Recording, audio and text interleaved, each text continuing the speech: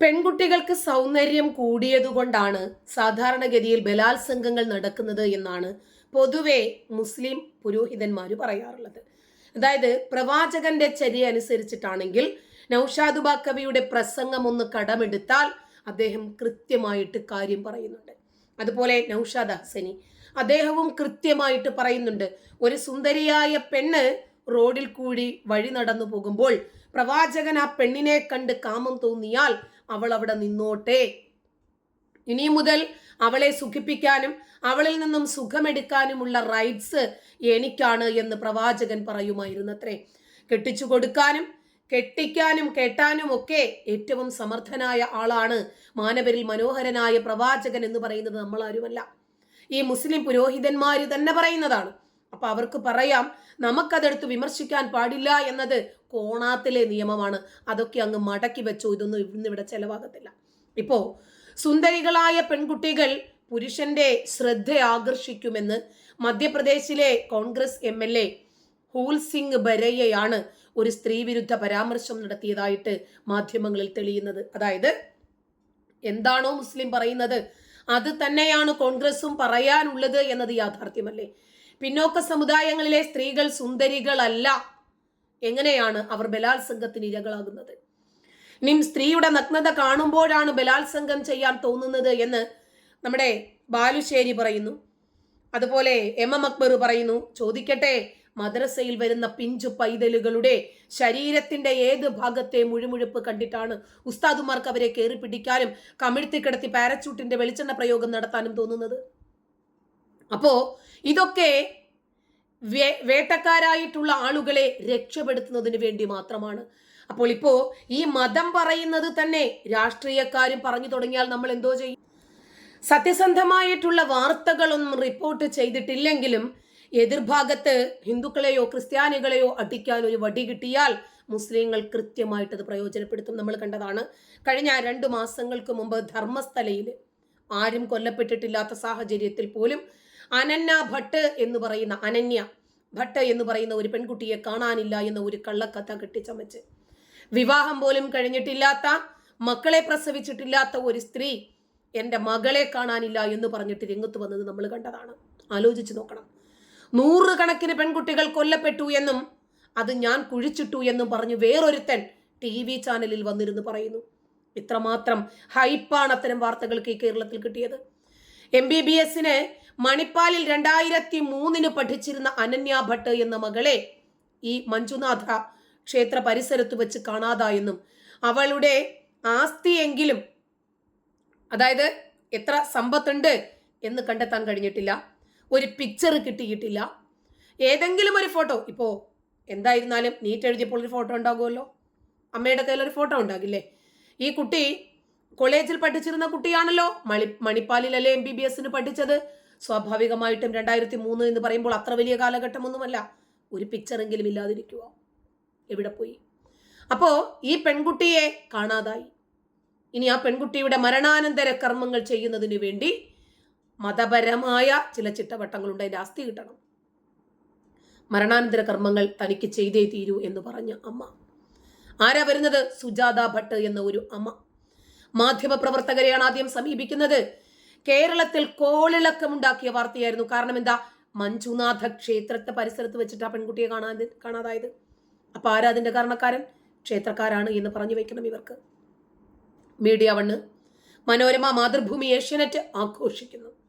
തന്നെയുമല്ല, ഖത്തറിൽ പ്രവർത്തിക്കുന്ന അൽ ജസീറ ചാനലിനൊക്കെ ഈ വാർത്ത വലിയ സെൻസേഷണൽ ഇഷ്യൂ ആക്കി മാറ്റുന്നു. അവിടെയൊക്കെ ഹാഷ്ടാഗ് ഇട്ടിട്ടാണ് ഈ വാർത്ത കാണുന്നത്.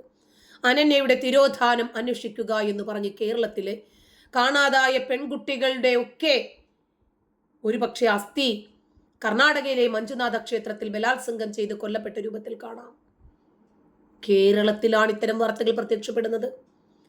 മീഡിയ 1 ചാനലിന്റെ നരേറ്റീവ് ഉള്ള ആളുകൾ ഇത് തന്നെ ഏറ്റെടുത്ത് ക്ഷേത്രത്തിൽ പെൺകുട്ടികളെ കാണാതാകുന്നു, ബലാത്കാരം ചെയ്യപ്പെടുന്നു എന്ന വാർത്തയുണ്ടാക്കുന്നു.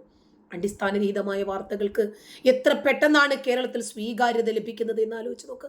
ഒറ്റ ലക്ഷ്യമേ ഉള്ളൂ, മറ്റുള്ളവരെ അടിക്കാൻ കിട്ടുന്ന ഏതും എടുത്തടിക്കുക. പ്രത്യേകിച്ച് എതിർഭാഗത്ത് ഹിന്ദുക്കളും ക്രിസ്ത്യാനികളുമാണ് വരുന്നതെങ്കിൽ. ഇനിയും അഖിലയുടെ മതമാറ്റത്തിന് ശേഷം ഹിന്ദു ക്രിസ്ത്യൻ മത വിഭാഗങ്ങൾ ഉണർന്ന് പ്രവർത്തിച്ചു.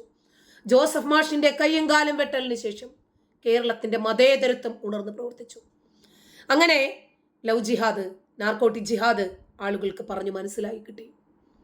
നിമിഷ ഫാത്തിമയും സോണിയ സെബാസ്റ്റ്യനും മെറിൻ ജേക്കബും അഖില ഹാദിയയും ഒക്കെ പെട്ടെന്ന് ഒരു ദിവസം ഉറക്കം എഴുന്നേറ്റ് വന്ന് പല്ല് തേച്ചിട്ട് അങ്ങനെ നിൽക്കുമ്പോൾ ഇസ്ലാമിലേക്ക് പോകാമെന്ന് കരുതി പോയവരല്ല.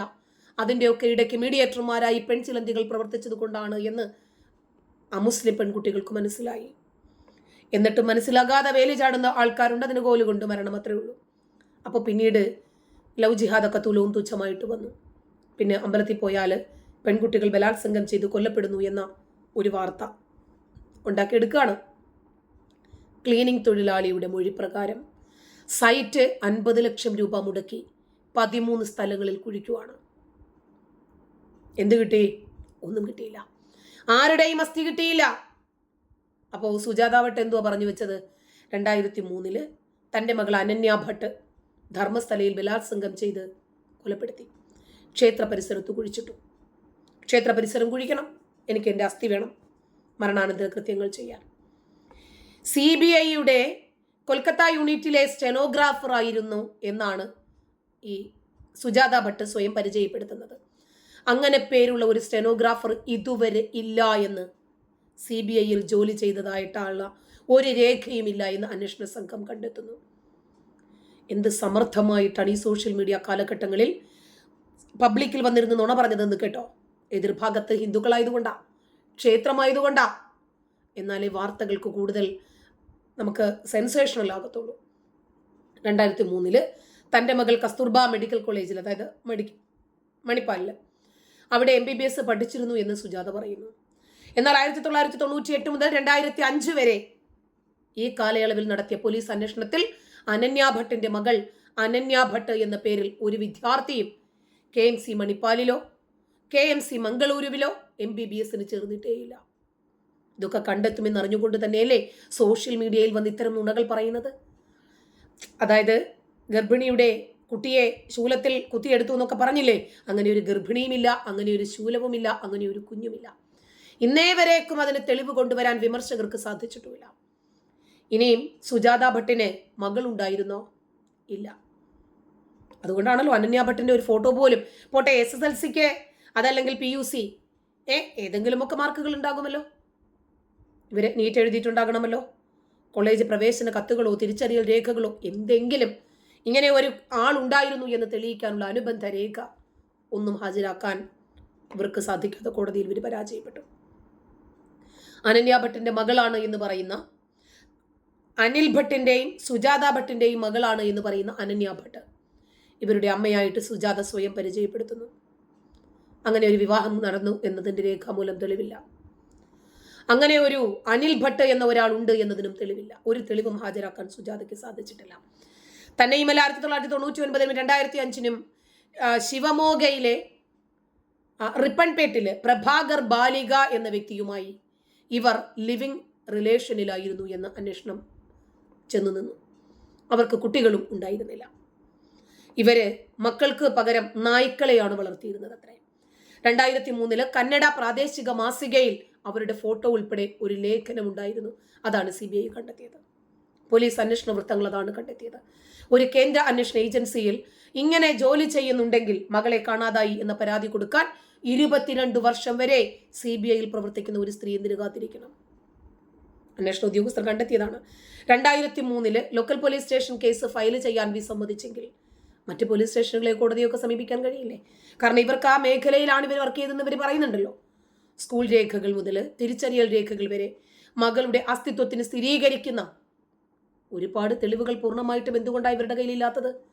ധർമ്മസ്ഥല ധർമാധികാരി വീരേന്ദ്ര ഹെഗ്ഗഡെ അയാൾക്കും സഹോദരൻ ഹർഷേന്ദ്ര ഹെഗ്ഗഡേക്കുമെതിരെ ഗുരുതരമായ ആരോപണങ്ങളാണ് ഈ സുജാത ഉന്നയിച്ചത്.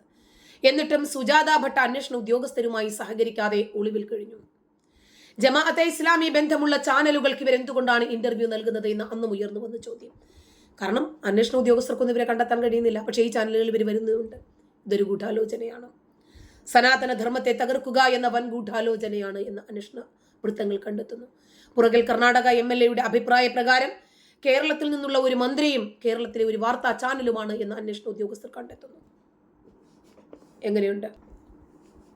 അതായത് നമ്മളെ എതിർത്ത് തോൽപ്പിക്കാൻ സാധിക്കാതെ വരുമ്പോൾ ഇല്ലാ കഥകൾ പറഞ്ഞ് പ്രചരിപ്പിക്കാനും നമ്മളുടെ വ്യക്തി ജീവിതത്തിനും മങ്ങലേൽപ്പിക്കാനും ഇവർ ശ്രമിച്ചുകൊണ്ടേയിരിക്കും. ഇസ്ലാം മതം ഏറ്റവും കൂടുതൽ വിമർശിക്കപ്പെടുന്നത് എന്തുകൊണ്ടാ? ഇസ്ലാം മതത്തിന്റെ പോരായ്മകൾ കൊണ്ടാ. ആ പ്രമാണങ്ങളിലെ തെളിവില്ലായ്മയും വെളിവില്ലായ്മയും കൊണ്ടാണ്.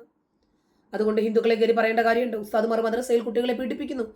അതിന് ഉപോത്ബലകമായിട്ട് ക്ഷേത്രത്തിൽ കുട്ടികളെ പീഡിപ്പിക്കുന്നു, സ്ത്രീകളെ പീഡിപ്പിക്കുന്നു, പെൺകുട്ടികളെ പീഡിപ്പിച്ച് കൊല്ലുന്നു എന്ന് പറയുമ്പോൾ തെളിവുകൾ വേണ്ടേ? ഇവിടെ പീഡിപ്പിക്കുന്ന ഉസ്താദുമാരുടെ പിക്ചർ അടക്കം തെളിവുകളുണ്ട്. കുട്ടികളുടെ മാതാപിതാക്കളാണ് പോലീസുകാരെ സമീപിക്കുന്നത്.